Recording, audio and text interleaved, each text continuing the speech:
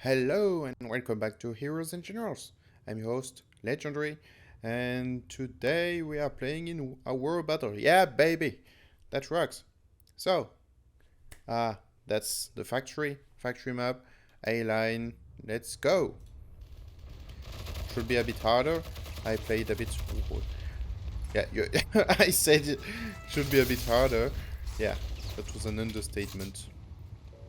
I need some money, so I definitely need to play the war because it gives a lot more money. But it's harder. So for a long time, I thought, well, war gives you more money, but stage is easier. So yeah, that's a good question. And it looks like well, I had a look at the how is it called at the faction chat, the German one. And they basically just said that their rescue clan is just pushing. So we are fighting against onions. Yeah, iron. They are called onions. So for the Americans it's the virgins, and for the Ruskies it's the onion. I like the name. They are very creative. So that's two less people. Four. What's it? Oh, I don't know. Whatever. Never was a god with math. Mathematics are not really my thing. Hello. You see, I mentioned in the previous video that you need to be polite to your enemy. Doesn't change. Doesn't matter if we are in war. Need to be polite. So, you say hello. I wasn't very polite. Because at first I didn't say it. So, very bad, Legendary. You're a bad guy. Oh boy. Oh, that was some overkill. I'm surprised they didn't destroy the wall at the same time. I got obliterated. Like being shot by a A10 warthog. He's still alive, it looks like. Okay. I'm surprised the door is still here. Okay, that's one less risky defending the point. One down, 1,000 to go. And, oh! He took my gun! Rotata. No!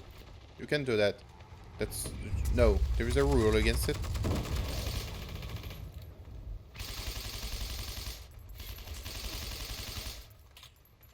Oh, there is a rule against taking Rotata. Oh no, I got killed by so yeah. So let's make an exception for the rule. Let's make an exception for today. I'm spawning somewhere else. Let's just close the beeline. So for those of you that don't really play Heroes and Generals, I may need to explain how it works. So let's press M. So M shows the map, of course. You can see there's three lines: the B, the C, and the A line. Why they are called lines? Well, oh boy, we lost. Why it's... Then I can explain it better. If you don't want to get inside, that's fine. So, how does it work? Basically, when you... There are two teams, the defenders and the attackers. This time we are the defenders. The defenders do have two objectives. The first is named O1 and the second one is named O2. And the attackers, they spawn at the beginning of each line. So for the A line, you start in A1 and then you make your way towards the objectives. So if you see the A line, you spawn A1, then you need to capture A2, A3, and then you can capture the objectives. O2 and then O1. That's how it works. It's not that easy to understand at the first time, but I hope I gave you some insight to how it works. One of the interesting things is that since we're in war, the troops that we're actually using were deployed by a general or an officer of some rank. And you basically receive they are basically assigned to a line. Except for the defenders, of course, since they own the main objective.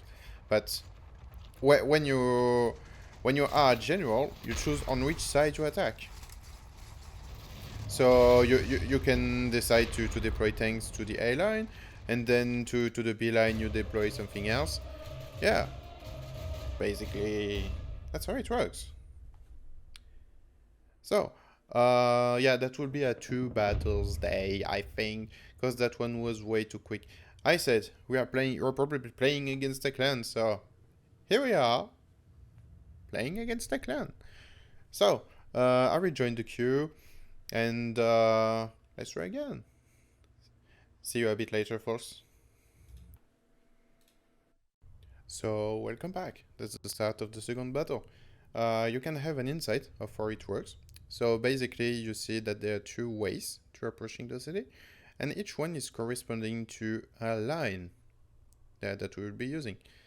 So we saw the direction, so they may come from here, which is the B line, B1, B2, and then B3, then the objectives right here. And I think I just saw it very quickly, but it was the how is it called? It's not the C line, it's the D line. Yeah, the D line right here. So they will come from these 2 directions, and we need to defend, of course. The thing is that the city is surrounded, so we won't receive any reinforcements of any sort. So yeah. And one of the things, when your city is surrounded, the enemy can basically throw attack after attack after attack at you. So the objective right here is to make as much damage as we can. If we can win and hold him off, that's a good thing. But yeah. You can see that we can only play on the D line right now, since they haven't decided to send troops from the B line. I think they will, but later on.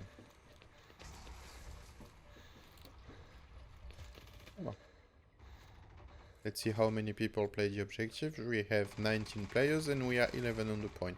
So we already lost 8 players that are doing, well, something else. Sometimes they are doing useful stuff, sometimes not so much. By useful stuff, I mean going to the next point already, even if you cannot cap it. You cannot capture it yet, but you can still prevent the enemy from capping it by killing the people that are on it. Oh. I see a lot of Russians were using the MP40. That's actually very surprising, since I think their submachine guns are pretty good. And I did the usual lapsus. Yeah, the submachine guns are basically machine guns. But maybe it's too expensive to maintain. I don't know. I honestly don't know. And yeah, I got killed once again.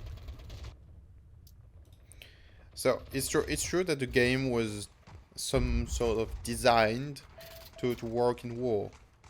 The weapons were designed to work that way, to be meta or not. That kind of stuff. So when you play stage, you're not really playing the game at its potential.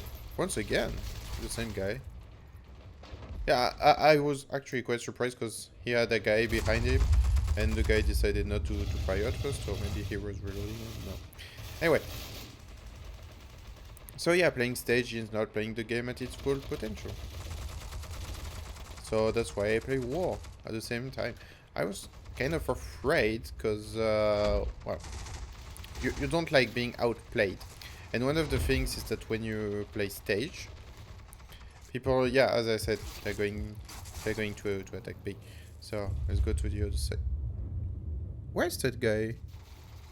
Oh, on the fucking roof. Okay. We're going to attack B, definitely. Oh, I hate that spawn. I really hate it because you spawn on the roof and then you need to jump. And then you lose some health. Oh boy, I hate it. Anyway. Let's try to get B. Like the chat, the guy on the chat is mentioning. B. Yeah. Are you a sheep or something like that? I don't know. I know a sheep, and you definitely don't look like. You definitely don't look like it.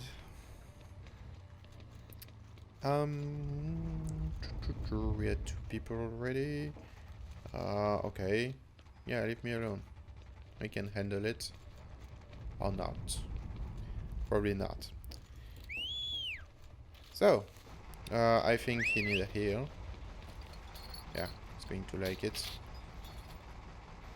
Go, get you to heal. And, yeah. Hope you like it. Anyway. Oh, he says thank you. You're welcome, sir. You're welcome. I said you need to be polite in chat. It's the same thing in chat.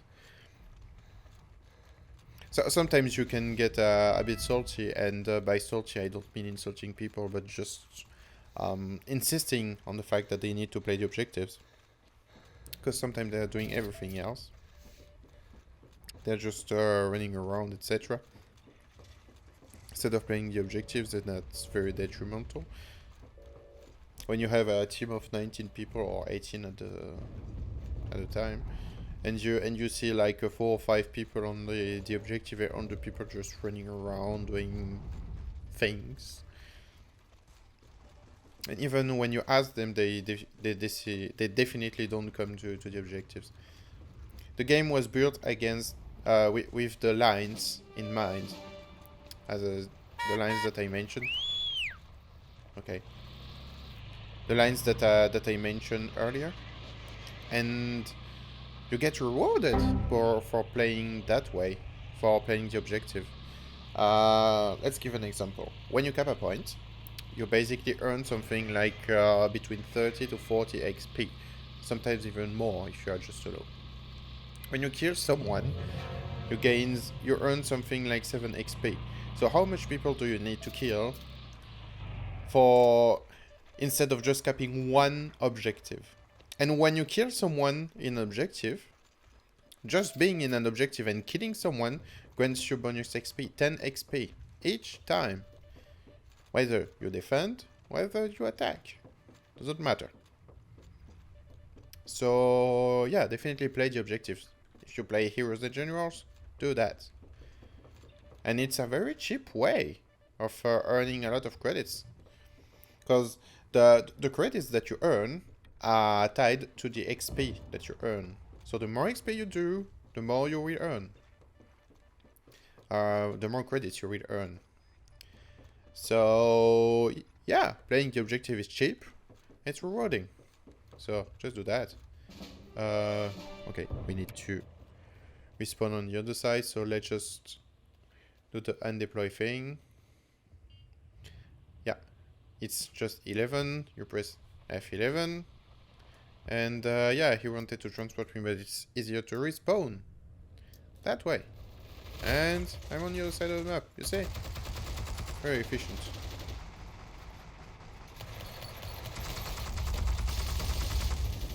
Okay. Looks like we are having some troubles here.